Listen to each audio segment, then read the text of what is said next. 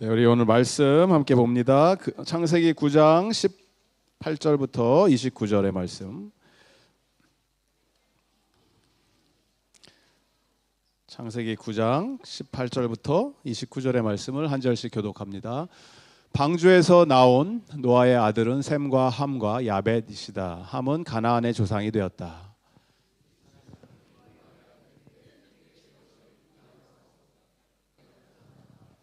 노아는 처음으로 밭을 가는 사람이 되어서 포도나무를 심었다.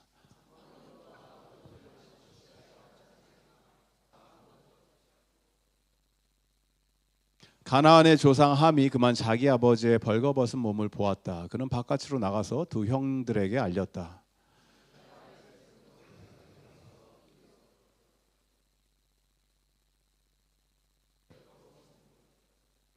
그들은 아버지의 벌거벗은 몸을 보지 않으려고 얼굴을 돌렸다. 노아는 술에서 깨어난 뒤에 작은 아들이 자기에게 한 일을 알고서 이렇게 말하였다. 가장 천한 종이 되어서 저의 형제들을 섬길 것이다. 그는 또 말하였다. 셈의 주 하나님은 찬양 받으실 분이시다. 셈은 가나안을 종으로 부릴 것이다.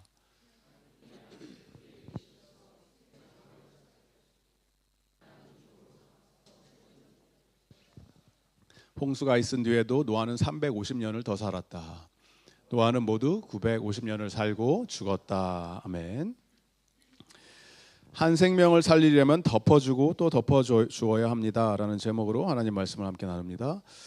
이 세상에는 두 종류의 죄인이 존재합니다.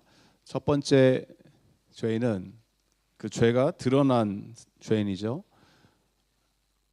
누가 봐도 저 사람은 죄인이다 하는 사람들이 있죠. 다 죄인이네. 그런데 이 종류 말고 또 다른 종류가 있는데 아직 들키지 않은 죄인.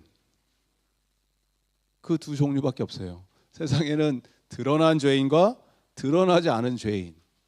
아직 안 들킨 것뿐이죠. 우리 모두가 다 누군가는 그 죄가 드러난 사람이 있을 것이고 누군가는 잘 숨기고 포장하고 우리 또 가면을 잘 쓰잖아요. 잘 해갖고 아직 안 들킨 거죠. 다른 사람들이 모르는 거죠. 그 두 종류입니다. 그래서 죄인 우리는 나는 죄인입니다 이렇게 얘기를 하는데 죄인은 당연히 죄를 지으면서 살죠. 그래서 죄인인 거예요. 죄를 안 지으면서 사는 사람은 존재하지 않습니다. 다 죄를 져요. 그런데 문제는 뭐예요? 누군가가 그 죄가 드러났다고 상대방이 그 죄를 발견하는 순간 손가락질하고 정죄하고 죄를 폭로한다고 그 죄가 들킨 사람이 변합니까? 안 변합니까? 오히려 더 지능적으로 죄를 짓기 시작하겠죠. 잘 가리고 숨겨서 다음에는 들키지 말아야지. 그렇게 한다라는 거예요. 사람은 변하지 않아요. 죄를 정죄한다고 변할 사람은 아무도 없다. 요즘 이렇게 가만히 보면은 세상에 그냥 분노로 가득 차 있는 것 같아요. 사람들이 지금도 막 되게 화난 사람이 많아 보이는데 얼굴에 뭐 안 좋은 일이 있으셨는지 모르겠는데 그냥 나 건들지 마. 나 지금 화났어. 툭 치면 나는 폭발할 거야. 이런 사람들이 그냥 너무 많아요, 세상에. 특별히 한국에 지금 상황이 그런 것 같아요. 한국에서 일어나는 사건들, 뭐 뉴스 보시는 분들은 알겠지만 전 국민이 언제든지 지금 화를 폭발할 준비를 하고 있는 것 같아요.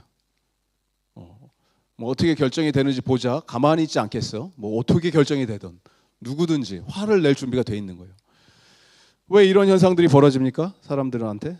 왜냐하면 뭔가 사회에 부조리와 분리가 있는 것처럼 보일 때 이 정의와 심판이 착각을 해요. 사람들이. 이게 지금 내 눈앞에서 즉시 일어나야 된다. 내가 내 눈으로 봐야겠다. 이걸 지금 원하는 거예요. 내 눈앞에서 정의는 이루어져야 된다. 그런데 저와 여러분 우리 믿음의 백성들 이걸 잊지 말기를 바랍니다.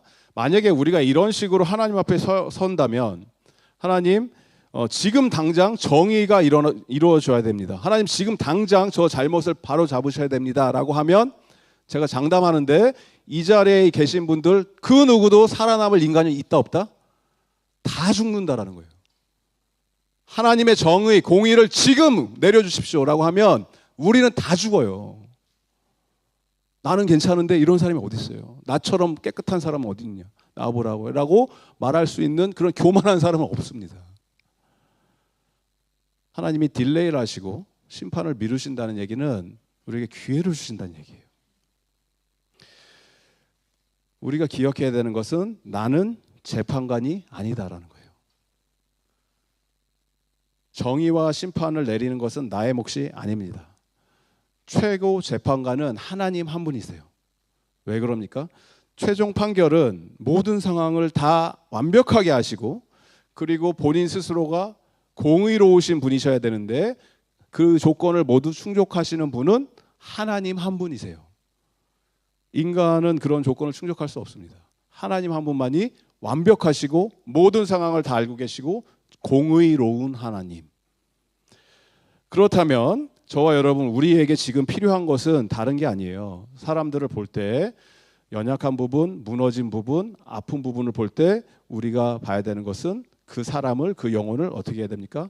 불쌍히 여기는 마음. 서로가 서로를 받아들일 수 있는 마음. 그 마음이 필요하다라는 거예요. 그래서 인간은 사실 뭐 다 거기서 거기죠. 하나님의 기준으로 우리가 하나님 앞에 섰을 때 나는 의롭습니다라고 얘기할 수 있는 영혼은 하나도 없습니다. 다 도토리 키재기하는 식으로 나의 의로움을, 우리의 문제가 뭐냐면 나의 의로움, 내가 조금 낫다라고 하는 것을 누구랑 비교합니까? 옆에 있는 사람하고 비교한다라는 거예요.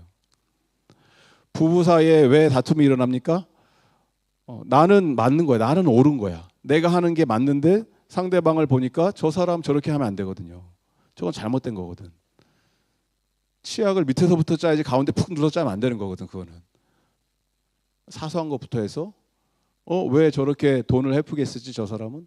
나는 이렇게 악착같이 모으고 있는데 내가 모으면 뭐하냐? 저 사람이 다 쓰는데 뭐 하는 거예요? 비교를 누구랑 해요? 옆에 있는 사람하고 하는 거라고요. 친구들도 마찬가지죠. 저 애는 왜 저렇게 하나? 나는 이 정도인데. 그러면 결국 그것은 정죄로 가는 거예요. 정죄로 가고 손가락질하고 잘못됐다라고 판단할. 그래서 우리는 이 비교의 대상을 잘 잡으셔야 됩니다. 내 비교 대상을 옆에 있는 사람하고 잡는 순간 우리에겐 답이 없습니다. 그냥 도토리 키재기 하는 식으로 내가 I'm a little bit better than you 그거밖에 안 돼요. 내가 죄인이라고 하는 것은 이 비교의 대상이 누가 되는 거예요? 하나님이 되시는 거예요.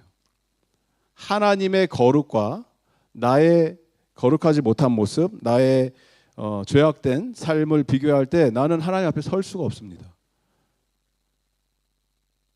그래서 서로가 서로를 바라볼 때는, 우리가 옆에 있는 사람을 바라볼 때는 내가 마치 심판자인 것처럼 이 사람을 보는 게 아니고 불쌍히 여기는 마음, 가엾게 여기는 마음. 어떻게 다 저렇게 실수를 했을까? 어떻게 하다 저렇게 넘어졌을까를 염두에 두고 그 사람을 한 번 더 생각하고 배려하고 품을 수 있는 용서와 화해와 사랑과 품어주는 마음이 있는 그러한 여러분의 가정과 여러분의 삶이 되기를 바랍니다.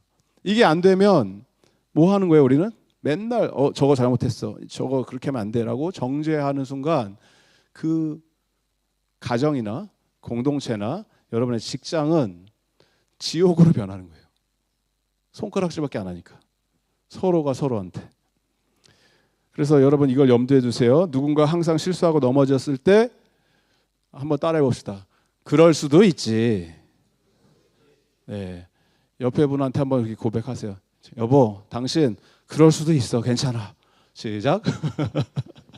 괜찮아. 그럴 수도 있어. 그래. 내가 진짜 이를 갈면서 그러시면 안 되고 괜찮아. 그럴 수도 있어. 이거 받아줘야 된다는 거예요.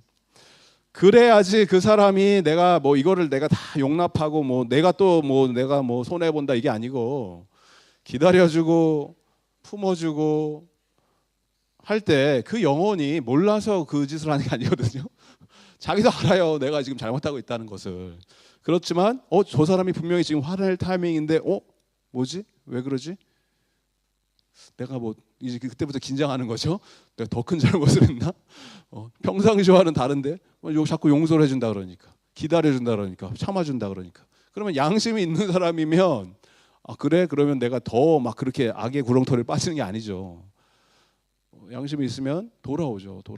그리고 하나님 앞에 자기가 스스로를 정광하게 된다라는 거예요. 오늘 이 읽으셨던 본문 말씀은 노아와 그의 아들들에 관한 이야기인데, 우리가 잘 알듯이 지난주에 사건이 하나님이 노아의 방주에서 나가게 하신 다음에 무지개 보여주시고 이제 새 출발하자, 이게 언약이다, 다시는 심판을 그렇게 내가 내리지 않는다, 생육하고 번성해서 이 땅에 충만하고 다 너희들의 먹거리로 삼고 마음껏 즐겨라 라고 해서 잘 살았으면 좋은데, 성경은 우리에게 바로 무엇을 조명합니까? 방주에서 나오자마자 또 죄를 짓는 거예요. 그게 인간이라는 거예요. 왜? 인간은 죄인이니까. 밥 먹고 나면 그냥 죄를 짓는 거예요. 완벽함을 기대하지 마세요. 사람한테, 여러분이 옆에 계신 분한테 좀 그래도 뭔가 개선이 있어야 되고 나아지는 모습이 있어야 되지 않냐, 이렇게 생각할 수 있지만, 그냥 우리는 그냥 뼛속 깊은 곳까지 하는 게 그냥 밥 먹으면 죄 짓는 거 하는 거예요. 자연스러운 거예요, 그게. 노아가 오늘 그걸 했다라는 거예요. 방주에서 나온 노아는 이제 무슨 일을 시작합니까? 처음 시작하는 일이, 직업이 뭐였다?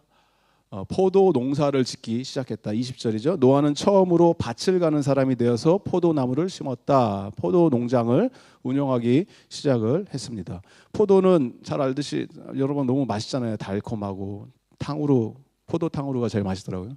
포도탕후루 제일 엊그저께도 먹었는데 맛있잖아요. 엄청 달고. 포도가 이 하나님이 축복을 허락하여 주시고 비를 내리시고 태양을 비춰 주시고 포도 농사가 잘 돼서 풍년이 돼서 포도나무가 막 주렁주렁 열매를 맺었습니다. 그러면 노아가 이게 너무 맛있어서 혼자서 다 먹을 수 있습니까? 못 먹죠.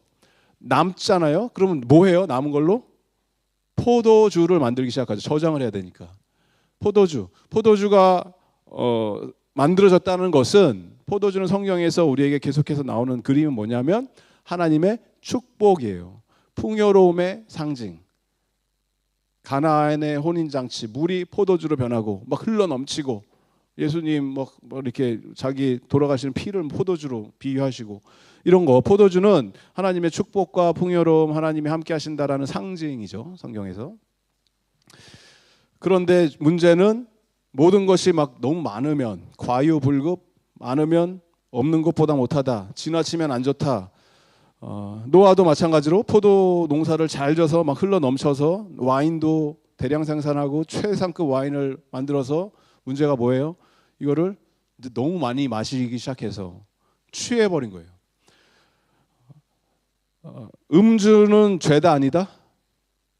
술 마시는 게 죄다 아니다? 헷갈리시기 시작하시죠? 어떤 전통, 어떤 교회에서는 술 마시면 죄입니다 라고 대놓고 이렇게 얘기하는데, 성경은 죄라고 얘기하지 않습니다. 음주는 죄가 아니에요. 술 마시는 게 왜 죄예요? 얘기했잖아요. 포도주는 하나님의 축복이라고요. 하나님이 주시는 축복이에요. 어디서부터 문제가 생겨요?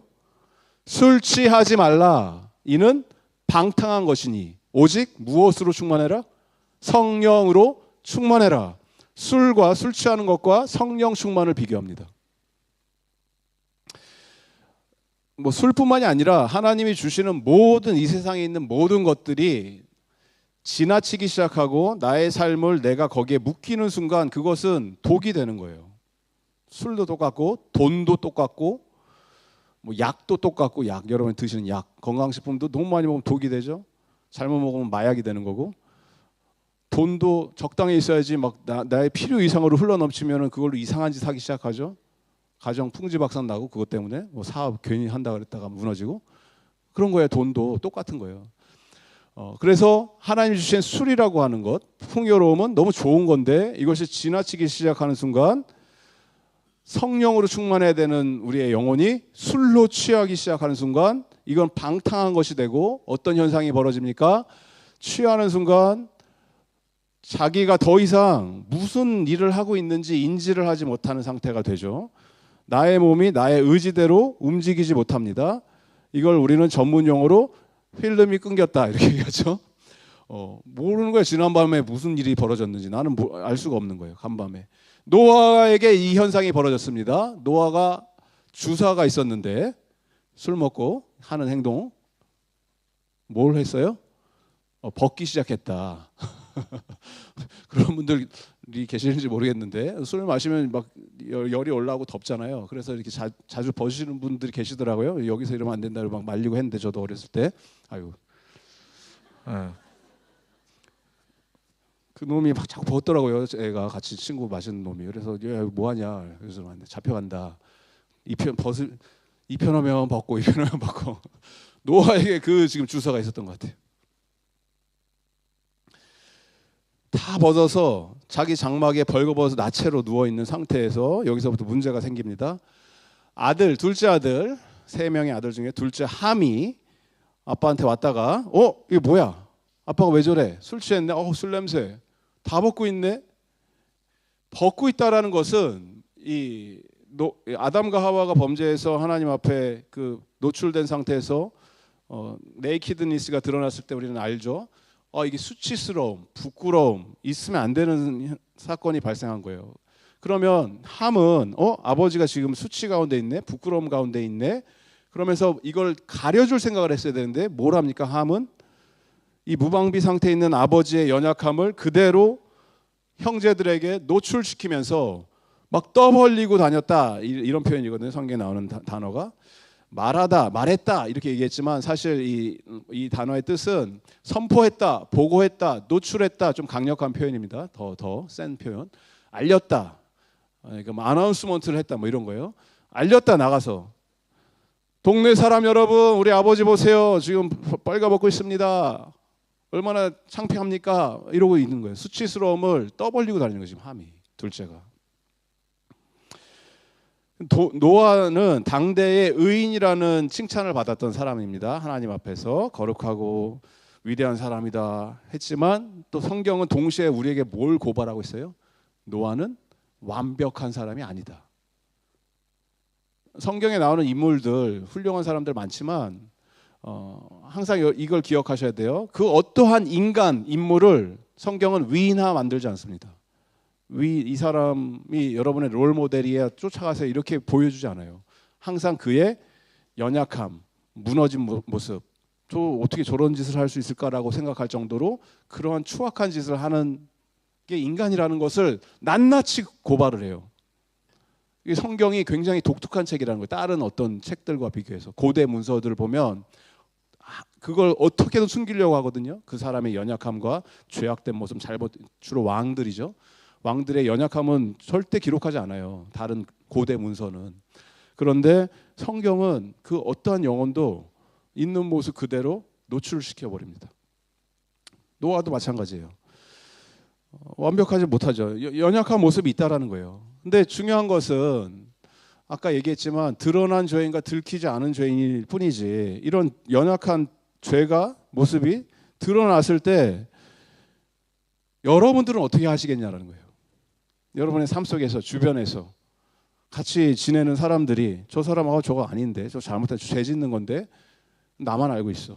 그러면 그것을 막 폭로하고 알리고 사람들에게 막 쑥덕 이럴 거냐?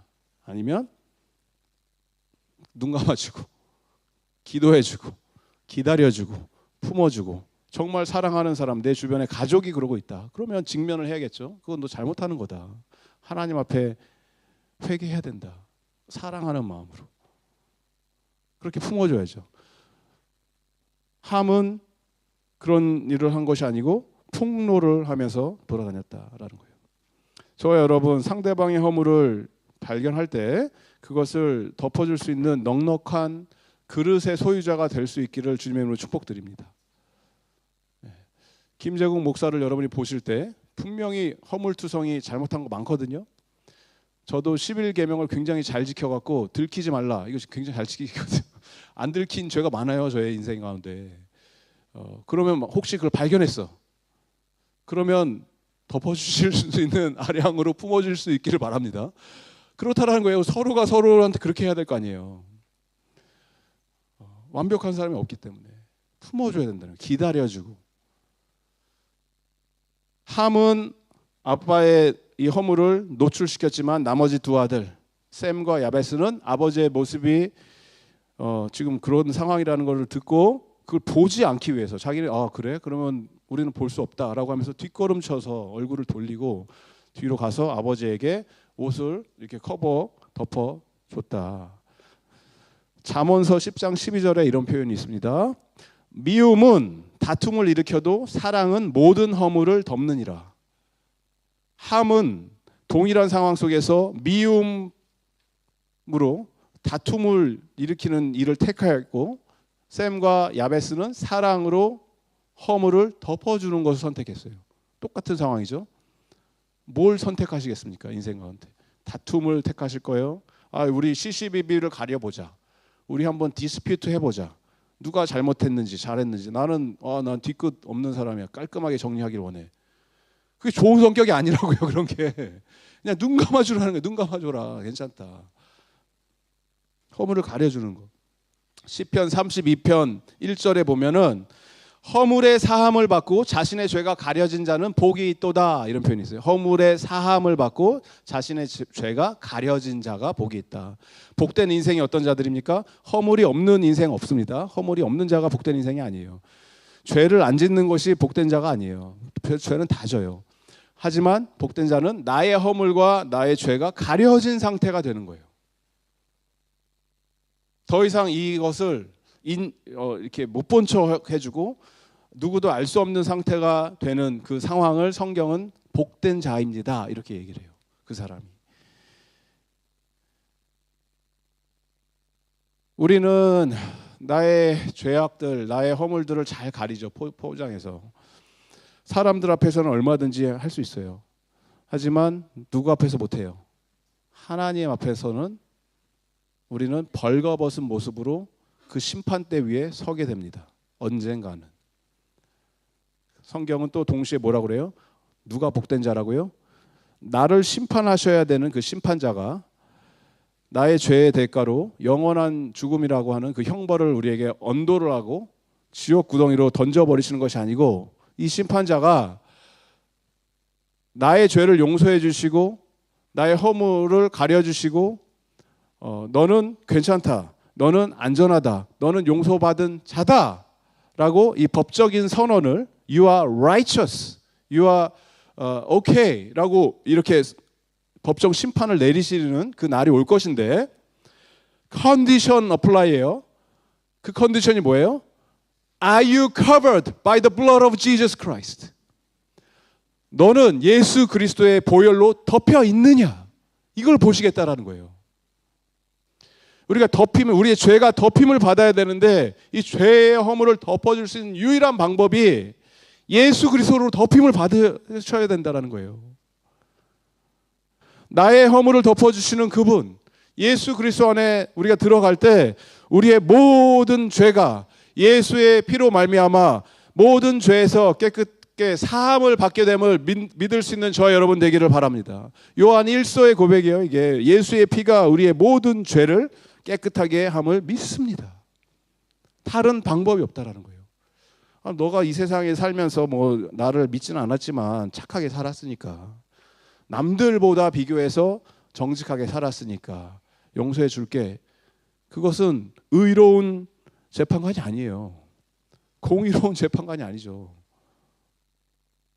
죄를 용납해 준 거잖아요. 지금 비교의 대상을 딴 사람으로 잡은 거잖아요. 하지만 도토리 키재기 해갖고 내가 조금 저 사람보다 나니까 나는 천국 간다?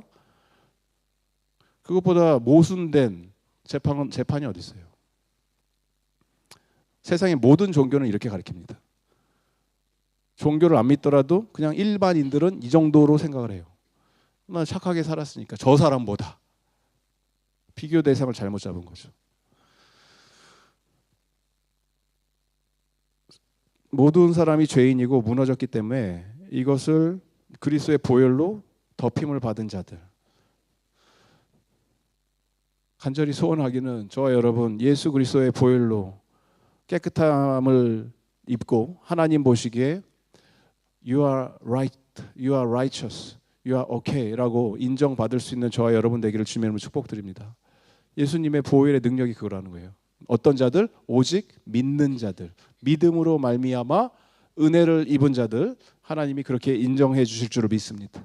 술에서 노아가 깨어났어요. 그리고 자기에게 행한 일을 듣게 되고 알게 됩니다. 그러니 노아의 입장에서는 자신의 이 수치스러움, 부끄러움이 더 폭로가 되고 확장이 돼버린 상황이 됐습니다.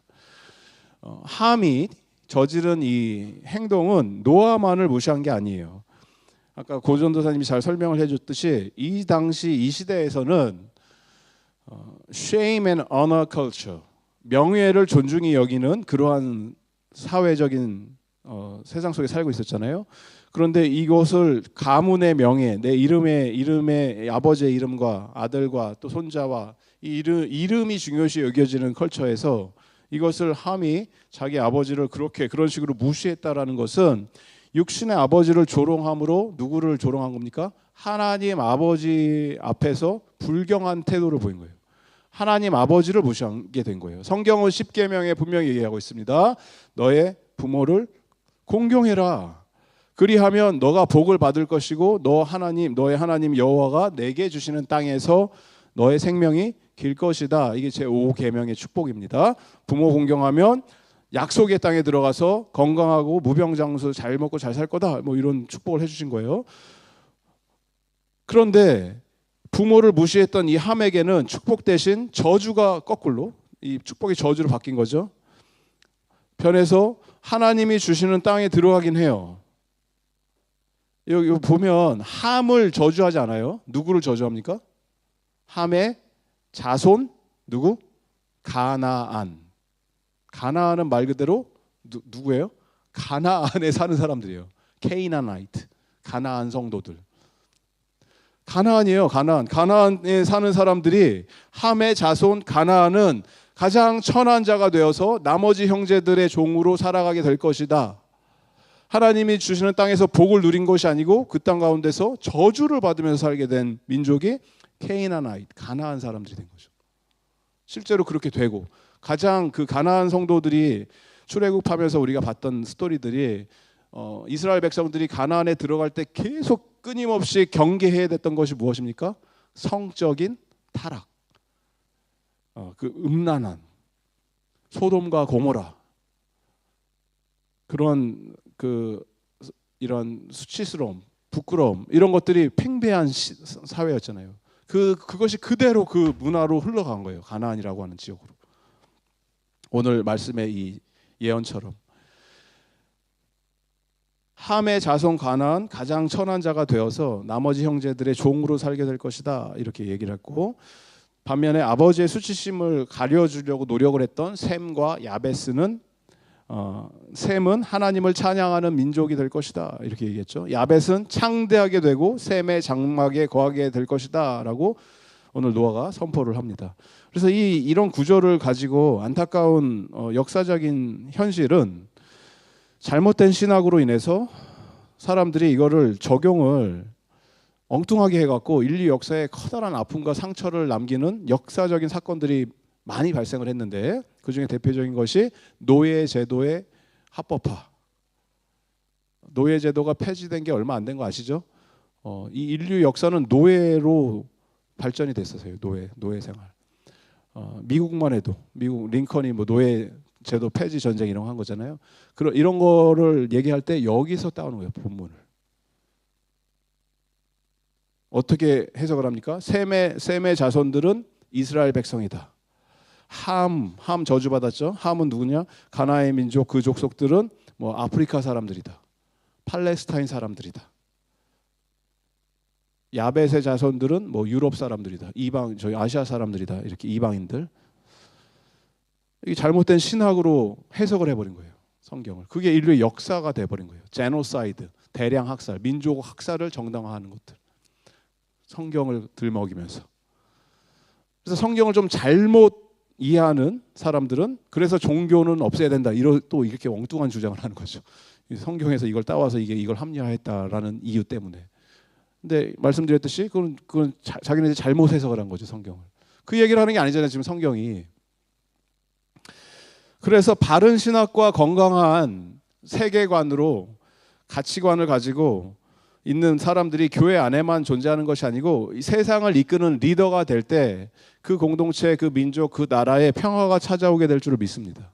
여러분 나중에 투표하시거나 어떤 뭐 선거하시거나, 우리는 또 뭐 호주에 있으니까 별로 호주도 마찬가지죠. 호주에서도 뭔가 소중한 한 표를 던지실 때 다른 거 뭐 보지 마세요. 뭐 센터링크 페이 많이 준대더라 이런 거 보지 마시고 이 지도자가, 이 정당이, 이 리더가 하나님의 가치관, 세계관을 가지고 아름답고 거룩한 공동체를 만드는데 힘쓰는 정책들을 가지고 있느냐를 보시라는 거예요. 한국도 마찬가지고, 한국의 미국도 마찬가지. 미국의 트럼프가 좋다 싫다 이런 걸 떠나서 잘하는 거 하나 있죠. 인간은 남자와 여자 두 종류밖에 없다. 이런 거. 중간에 있는 종은 없다. 이런 거 잘하는 거죠. 그 성경적인 가치관이잖아요. Male and female, that's it. 이런 거 잘하는 거죠. 그러니까 이러한 어떤 성경적인 세계관이 뭐냐라는 거예요. 가치관이.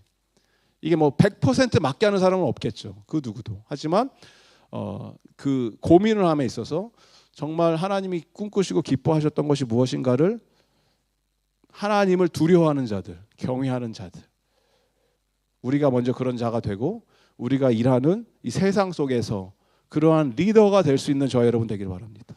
그래야지 그 공동체가 안전하고 건강하게 된다는 거예요.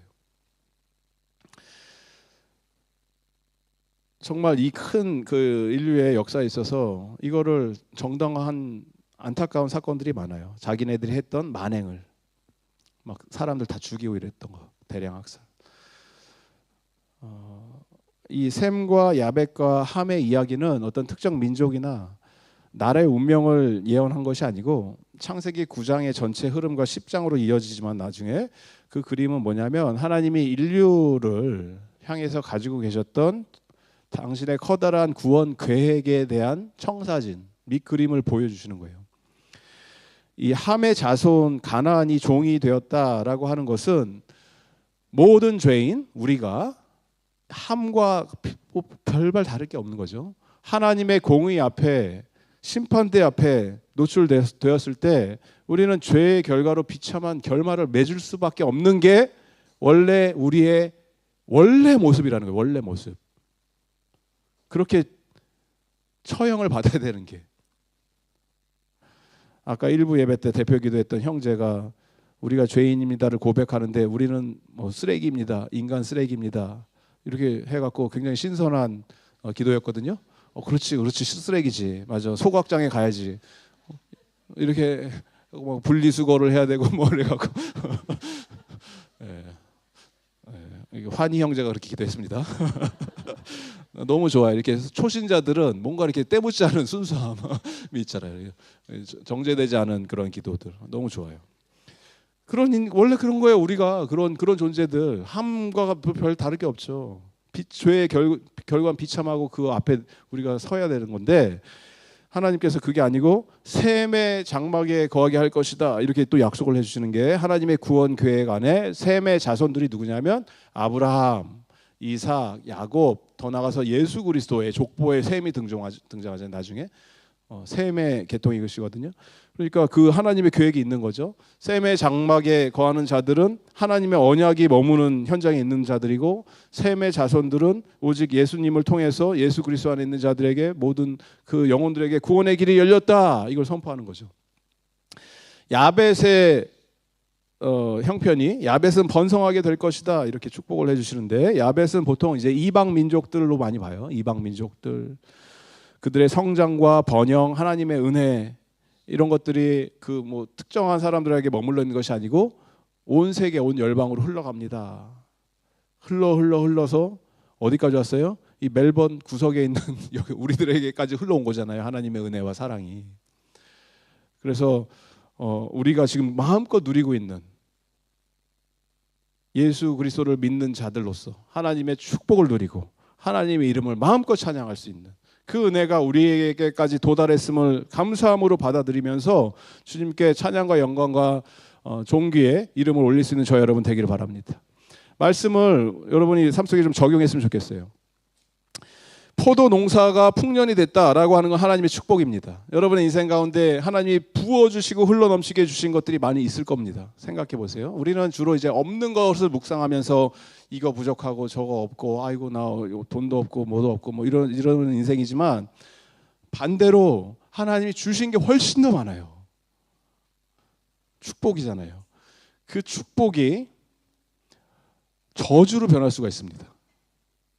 포도가 흘러 넘쳐서 포도주가 되고 포도주를 많이 먹음으로 인해서 술에 취해서 비극이 시작된 것처럼 우리 인생에 축복으로 들어왔지만 이것을 내가 축복의 통로가 되시는, 축복의 근원이 되시는 하나님을 인지하지 못하고 축복의 통로로서 내가 쓰임받지 못하면 내 안에서 이것이 도구로 변하는 거죠.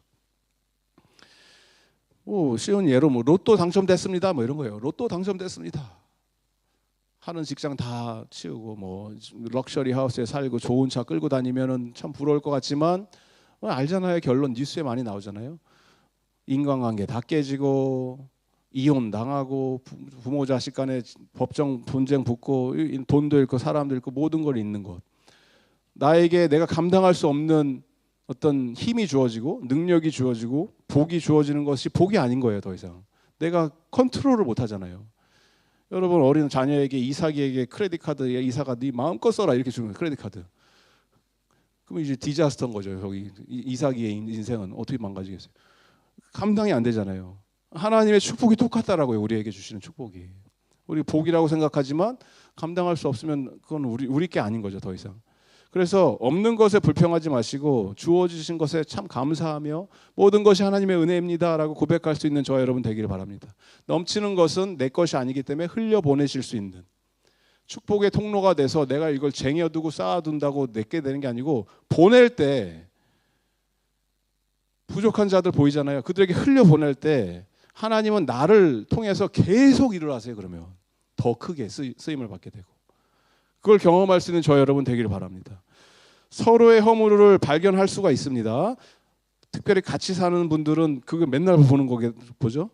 그러면 그거를 정죄하고 손가락질하고 왜 또 이렇게 했냐 저렇게 했냐가 아니고 그 약점을 보완해 줄 수 있는 그러한 사이가 되기를 바랍니다. 내가 덮어줘야죠. 내가 안 덮어주면 누가 그거를 해줄 거예요. 식구들끼리도 안 해주면. 그리고 더 중요한 것은 무엇보다 나의 허물을 덮어주신 예수 그리스도.